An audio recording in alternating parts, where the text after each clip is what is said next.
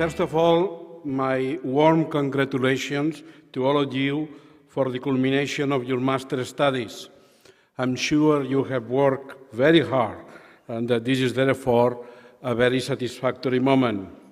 But it is just a moment because now, well, after some vacation, which I strongly recommend, it is the time to enter into the next stage of your professional career.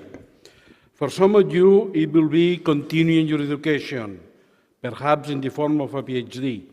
For others, the majority, if past trends are an indication, it will be taking a job in the private or the public sector. Since one cannot talk about everything, and since I have had, not that long ago, the opportunity to work full-time in the public sector for an extended period, 5 years, I thought that I could concentrate my comments on the role and the presence of economists in the public sector. I apologize to those of you that are not contemplating at all the public employment option. Maybe you will get a significant reinforcement of this non-inclination from what I have to say, or maybe not. An economist can interact with the policy world in many ways. He or she can be an independent academic with opinions, a sort of preacher, an advisor, an intern, a permanent employee, or as it has been in my case, a political appointee. I will not get into what you need to know, or rather, what you need to forget for the latter modality. I will concern myself with all the other, non-political ones. I begin with a remark on the demand for economists in the public sector. It may be uncontroversial to this audience that economists are needed in the public sector in droves, but this is not self-evident in the policy world. Everybody accepts economists for the more narrowly defined economics matters. Nobody, well, almost nobody, will discuss the need of economics talent and economics research units to deal with monetary and fiscal policy matters. But beyond this, it depends. Nobody will discuss that the legal aspects of public works decision should be taken care of by lawyers, and therefore that the Public Works Department should be well endowed with them. The same is not true, however, for economic aspects and economies. In my experience, it took me an unexpectedly long time to push through a requirement that any intended decisions on infrastructures should be accompanied of a sensible cost-benefit analysis. And even now, I am not sure I succeeded. It's on legal paper, but the political body is resistant to interpret cost and benefits as economic cost and economic benefit. And unfailingly, the insistence is in considering the social factor and sometimes, and more crudely, the political factors, always accompanied by a strong resistance to quantify in monetary terms. Doing so is dismissed as economicism.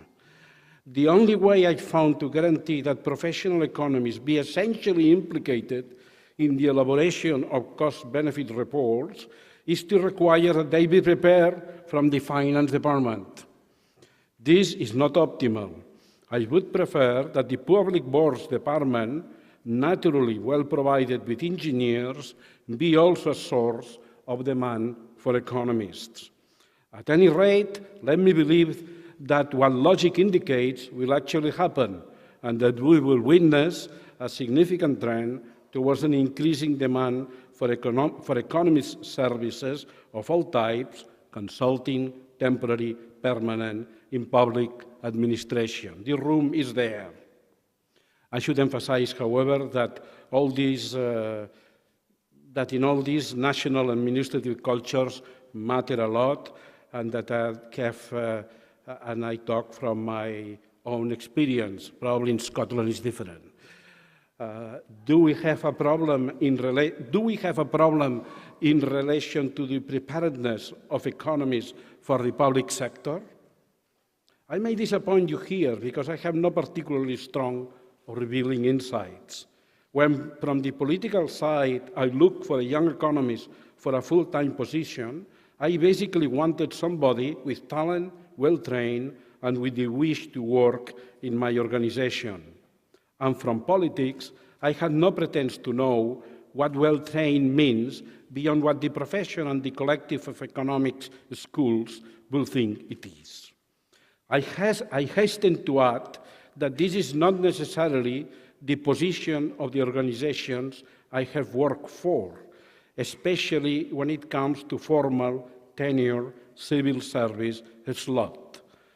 In my experience, informal selection processes in the public sector, too much weight is given, on the one hand, to written and oral memory-intensive exercises based on predetermined and very slow to evolve listings of topics, and on the other, on having occupied similar positions in the past.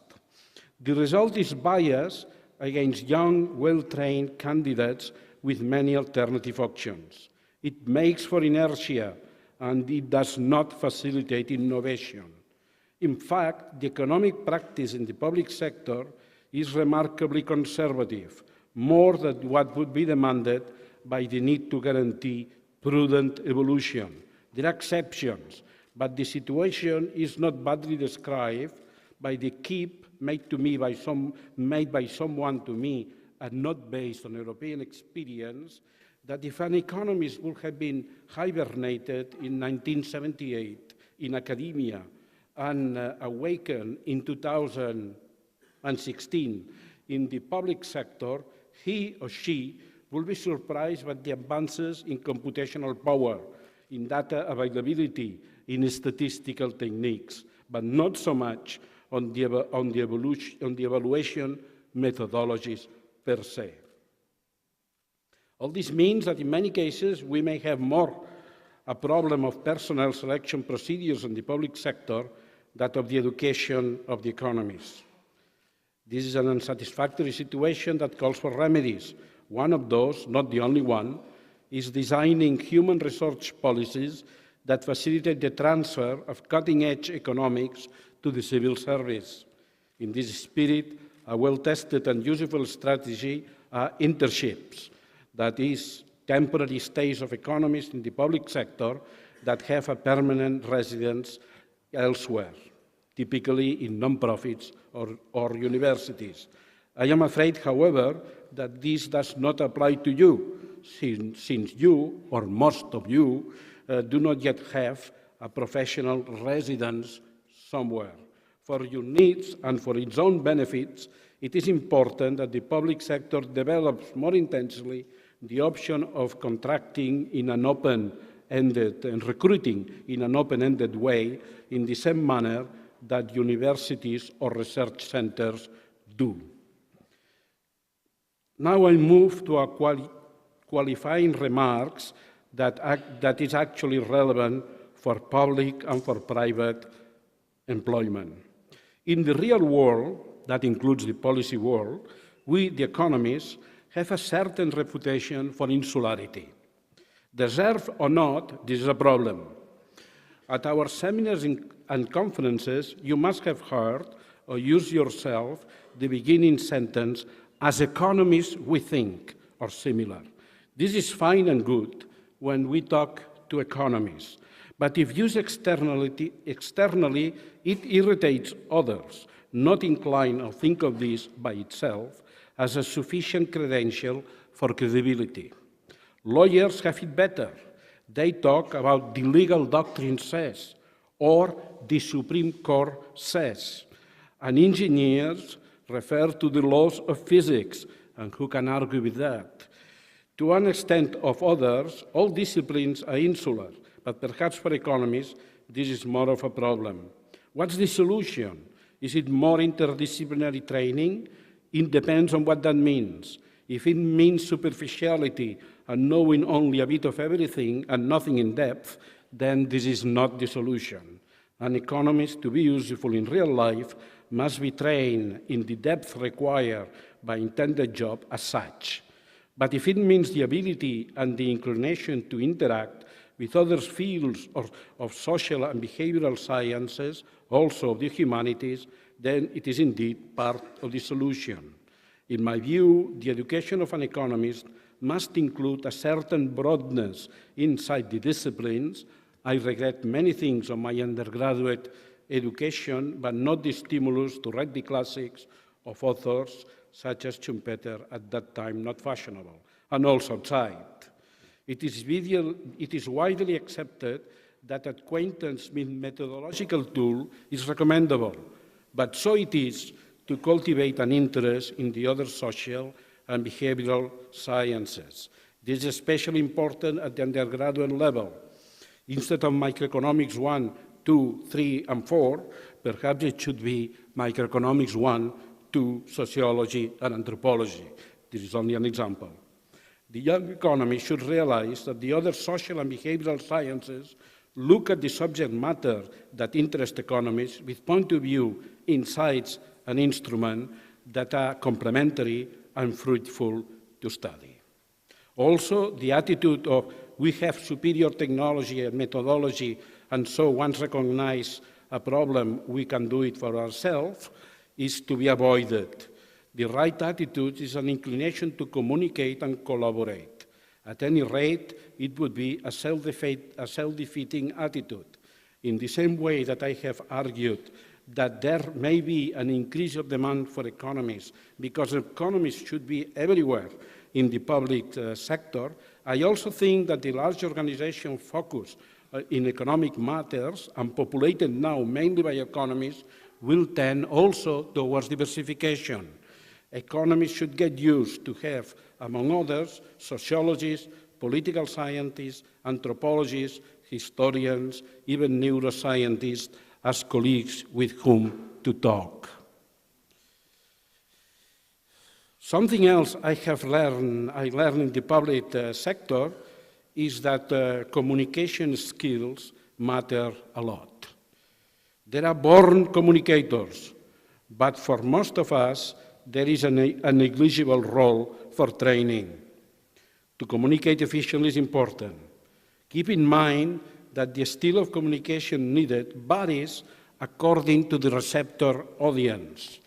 It is different to communicate with economists, write papers in the usual way, with political appointees, write long abstracts and call them executive summaries, or with the general public, follow the model of the best media.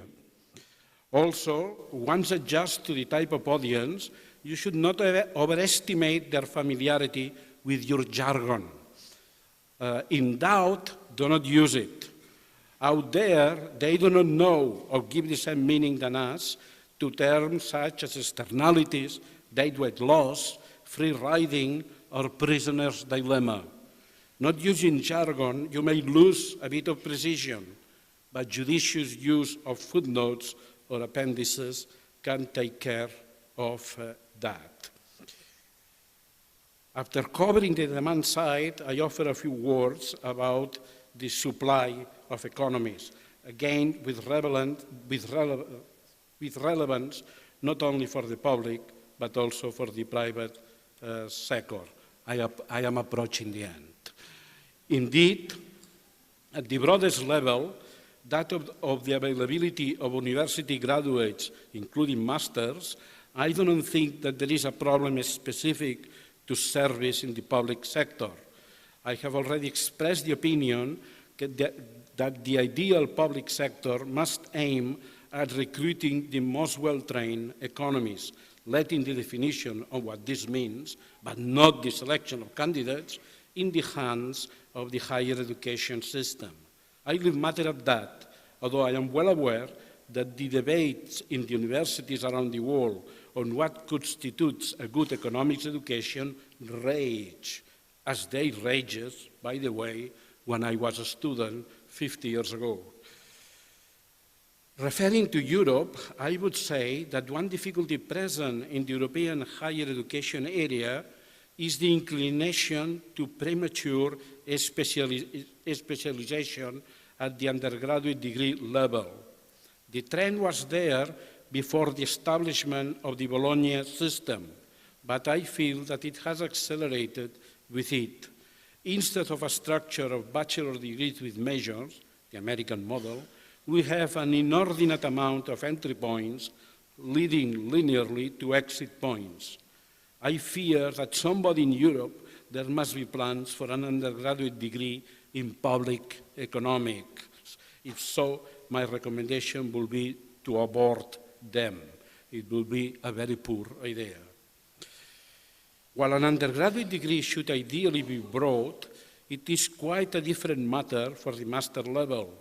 These, generally speaking, should be specialized and articulate a smooth transition from the broad undergraduate to a profession.